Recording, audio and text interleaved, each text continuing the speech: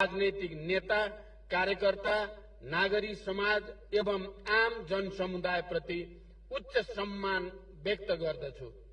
एकात्मक सामन्ती केन्द्रीकृत राज्य व्यवस्थाको समूल अन्त्य गर्दै जनताका प्रतिनिधिहरूबाट जनताले शासन गर्न पाउने संघीय समावेशी लोकतान्त्रिक गणतन्त्रको स्थापना भएको 15 वर्ष पूरा भएको छ।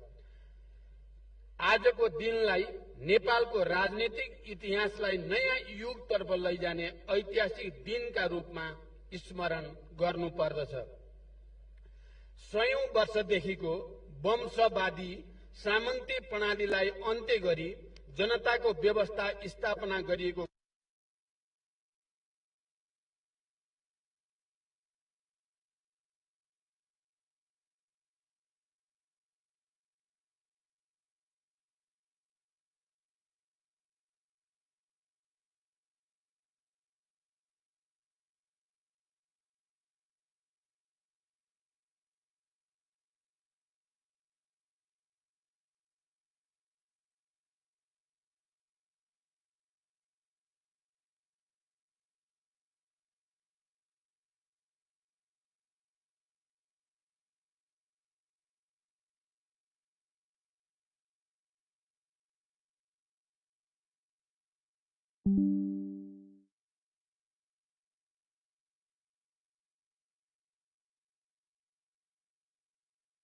उत्पीडनमा पारिएका वर्ग, जाति, भाषा, धर्म, क्षेत्र, लिङ्ग र संस्कृतिका समुदायको अधिकार स्थापित हुँदै नेपाल राज्यप्रति उनीहरूको अपनत्व बलियो बन्दै जानु गणतान्त्रिक व्यवस्था संस्थागत हुँदै गएको देखिएका बलिया आधारहरू हुन्। हामी आज स्वतन्त्र र सार्वभौम सत्ता सम्पन्न एवं गणतान्त्रिक देशका सम्मानित र सार्वभौम नागरिक भएका छौं। जनताबाट चुनिएका जनप्रतिनिधिहरूबाट आज देशको शासन प्रणाली सञ्चालित भइरहेको छ। बिना भेदभाव सबै नेपालीलाई समान हक, समान अवसर र समान हैसियत प्रदान गर्ने संवैधानिक सुनिश्चितता हुनु गौरवको विषय हो। गणतन्त्रलाई संस्थागत गर्ने क्रममा हाम्रा सामु कयौं चुनौती देखिए पनि हामीले संघीय लोकतान्त्रिक गणतन्त्रलाई समावेशी लोकतन्त्रको अभ्यास गर्ने उत्कृष्ट व्यवस्थाका रूपमा स्थापित गर्न पहल गरिरहेका छौं। नेपाली समाजको संरचना तथा भौगोलिक विशिष्टतालाई सम्बोधन गर्न संघीयता, समावेशिता एवं समानुपातिक प्रतिनिधित्वको सिद्धान्त अंगीकार गरिएको छ। विश्वव्यापी रूपमा स्थापित लोकतन्त्रका आधारभूत सिद्धान्त र नेपाली समाजको विशेषता अनुकूलका चरित्र थप गरिएको संघीय लोकतान्त्रिक गणतन्त्र नेपालको मौलिक राजनीतिक प्रणाली हो भन्ने तथ्य स्थापित हुँदै गएको छ। यसलाई अझै जनताको जीवन व्यवहारसँगै जोडेर स्थापित गर्दै लैजानुपर्ने आवश्यकतामा म जोड दिन चाहन्छु। नेपाली जनताको आर्थिक, सामाजिक र सांस्कृतिक रूपान्तरण यो व्यवस्थाको अभिष्ट हो। संविधान र व्यवस्था अनुरूप सञ्चालित सरकार लगायत सबै पक्षको ध्यान अब गणतान्त्रिक व्यवस्थाका अभिष्ट पूरा गर्नतिर केन्द्रित हुनुपर्दछ र हुँदै पनि गएका छन्। यसको निम्ति हामीले गम्भीर आत्मसमीक्षा गर्दै नागरिक हक अधिकारको पूर्ण सुनिश्चितता गर्दै छोटो समयमा मुलुकलाई आर्थिक, सामाजिक रूपमा एक सबल र समुन्नत राष्ट्र बनाई जनताको जीवन स्तरमा उल्लेखनीय सुधार ल्याउने हाम्रो प्रयासले क्रमशः आकार लिन थालेको छ। संघीय लोकतान्त्रिक गणतन्त्रात्मक शासन व्यवस्थाको संस्थागत विकासका लागि सबै राजनीतिक दल र नेपाली जनताबीच एकता र सहकार्य अझ बलियो हुन जरुरी छ। लोकतन्त्रमा विभिन्न धारणा र विचार हुनु स्वाभाविक हो। त्यसो भए तापनि महत्वपूर्ण राष्ट्रिय मुद्दामा सबै राजनीतिक दल र आम नेपाली जनताको समान र अविचलित धारणा हुन सके मात्र मुलुकलाई अघि बढाउन र राष्ट्रिय एकताको जगलाई अझ बलियो बनाउन सकिन्छ। संविधान र कानूनमा रहेका सम्पूर्ण अधिकारको प्रयोग जनताले सहज रूपमा गर्न सक्ने अवस्था नभएसम्म गणतन्त्र दिगो हुँदैन। साथै आम जनताको जीवन स्तरमा गुणस्तरीय सुधार नआएसम्म लोकतन्त्र र गणतन्त्रको औचित्य पनि प्रमाणित हुँदैन। यस कुरालाई हामीले गम्भीरता साथ मनन गरी जनताको जीवन स्तरलाई यथाशीघ्र माथि उकास्ने प्रतिबद्धताका साथ कर्मक्षेत्रमा जुट्नुपर्ने खाँचो छ।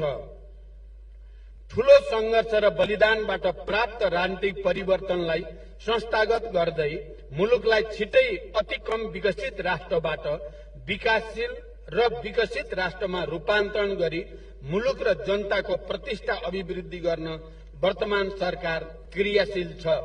नेपाली जनताले पटक पटक नागरिक हक अधिकार प्राप्तिका लागि गरेको संघर्ष केवल गणतन्त्र र राजनीतिक स्वतन्त्रता प्राप्तिका लागि मात्र सीमित थिएन। राजनीतिक परिवर्तन मार्फत देशको आर्थिक र सामाजिक अवस्था सुधार गरी नेपाललाई समृद्ध र समुन्नत मुलुकका रूपमा स्थापित गर्ने पनि यसको मुख्य उद्देश्य थियो। अत राजनीतिक परिवर्तनले जहिलेसम्म जनताको जीवन स्तरमा सुधार ल्याउने काममा योगदान गर्दैन, मुलुकको राष्ट्रिय स्वाधीनता र स्वाभिमानलाई संरक्षण र सम्वर्धन गर्ने काम गर्दैन, त्यो परिवर्तन अधुरै रहन्छ। यस कुरालाई मध्यनजर गरी हामी सबैले राजनीतिक परिवर्तनलाई अर्थतन्त्रको सबलीकरण र सामाजिक रूपान्तरणमा सहयोगी हुने हिसाबले अघि बढाउन आवश्यक छ। यस बीचमा संघीय लोकतान्त्रिक गणतन्त्र प्रति नै वितृष्णा जगाउने र बलिदानपूर्ण संघर्षबाट प्राप्त अधिकारलाई उल्ट्याउने कसरत पनि देखिएका छन्। संविधान कार्यान्वयन र शासन सञ्चालनमा देखिएको कतिपय कमजोरीलाई आधार बनाएर व्यवस्था र प्रणाली प्रति नै भ्रम छर्ने, वितृष्णा छर्ने र यी प्रयासहरू कदापि सफल हुने छैन, किनकि लोकतन्त्रको विकल्प अझ सुदृढ लोकतन्त्र मात्र हुन सक्छ। गणतन्त्रको विकल्प अझ सुदृढ गणतन्त्र मात्र हुन सक्छ। यो विश्व इतिहासले पटक पटक प्रमाणित गरेका ऐतिहासिक तथ्यहरू हुन्। त्यसैले हामी संविधानले निर्दिष्ट गरे अनुरूप समाजवाद उन्मुख आत्मनिर्भर अर्थतन्त्रको निर्माण गर्दै सुशासन सहितको राज्य सञ्चालनका पक्षमा दृढतापूर्वक उभिन जरुरी छ। सुशासन र सामाजिक न्याय सहितको समृद्ध नेपालका लागि फेरि राष्ट्रिय एकताको खाँचो रहेको तथ्यलाई गम्भीरतापूर्वक लिन म सबैमा अपील गर्दछु। अन्त्यमा गणतन्त्र स्थापना र नागरिक अधिकार प्राप्तिका लागि विभिन्न समयमा भएका राजनीतिक आन्दोलनका क्रममा ज्यानको आहुति दिने महान शहीदहरू, अग्रज राजनेता र राजनीतिक कार्यकर्ताहरू, बुद्धिजीवी, नागरिक समाजका अगुवाहरू, लोकतन्त्र र गणतन्त्रप्रति आस्थावान सबैमा सम्मान व्यक्त गर्दै आजको दिवसले शहीदहरूले देखाएको सत्य र न्यायको मार्गमा हिँड्न तथा उहाँहरूले देखेको सुन्दर, समृद्ध र समतामूलक नेपाल निर्माणको सपनालाई साकार पार्न हामी सबैलाई प्रेरणा प्रदान गरोस् भन्ने कामनाका साथ पुनः गणतन्त्र दिवसको हार्दिक शुभकामना व्यक्त गर्दछु। धन्यवाद। गणतन्त्र दिवस मूल समारोह समितिका अध्यक्ष सम्माननीय प्रधानमन्त्री पुष्पकमल दाहाल प्रचण्डज्यूको सम्बोधनसँगै अब गणतन्त्र दिवस मूल समारोहको औपचारिक कार्यक्रम विसर्जन भएको अनुरोध गर्दछु र यस समारोहको उद्घोषण भूमिकाबाट म नवीन दाहाल बिदा हुन्छु। नमस्कार, धन्यवाद।